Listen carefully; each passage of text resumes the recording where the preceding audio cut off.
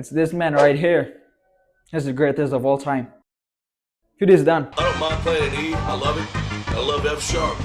F, semi-gay entity. Alright, let's talk about Dimebag Darrell and why he might be the greatest guitarist of all time.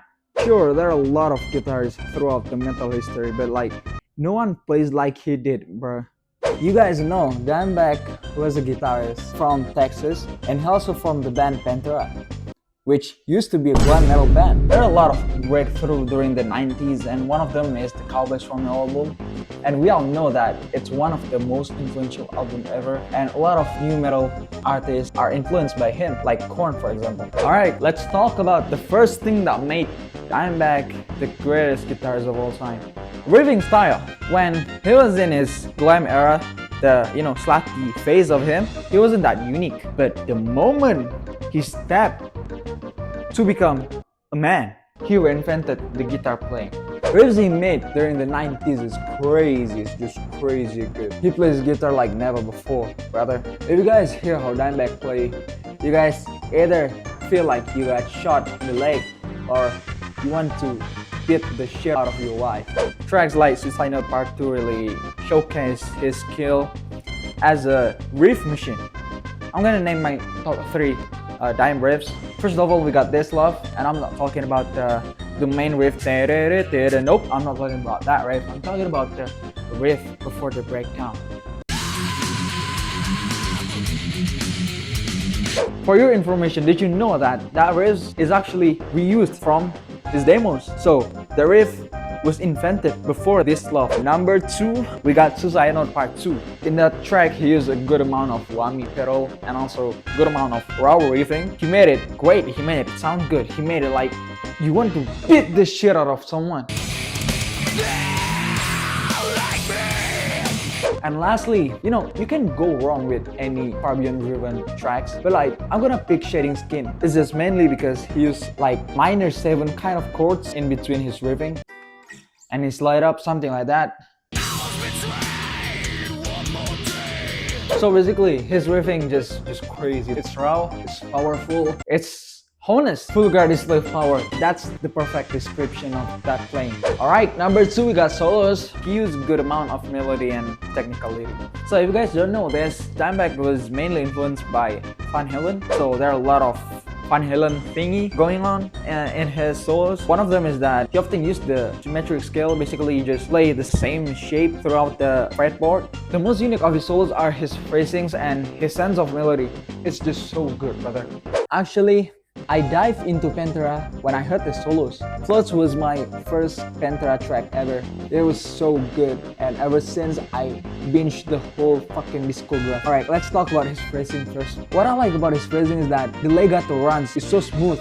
Kinda play like blues players, but they still incorporate his own style of playing. So it's unique, it's smooth, it's unique, and it's punchy. We got sense of melody. I think this is one of the greatest Dimebag strength. Alright, I'm gonna name 3 my favorite solos of his. First of all, we got Tense. Yeah, I prefer Tense over Flutes any day. And second, we got Hardline Sunken Chicks. That shit is underrated. You guys should check it out, man. And lastly, this is one of the most less known Pantera track, and it makes them disappear from the Reinventing album. So yeah, phrasings and melodies are his strength. And third, we got fashion and personality. Dimebag was always a chill guy. He even offered Ingwe donuts. Get that fucking thing out of my fucking way, huh? No, I don't eat donuts. You don't eat donuts? I don't fucking eat donuts. I don't like fucking donuts, alright? Hostile.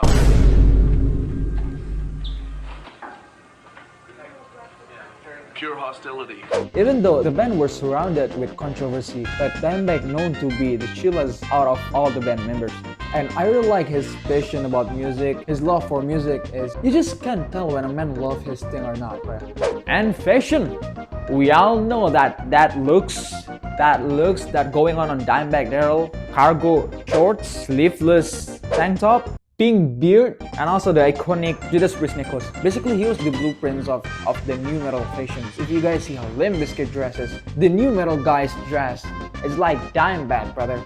Number 4, this might be a bit biased, but I love his guitars, and I love his tone.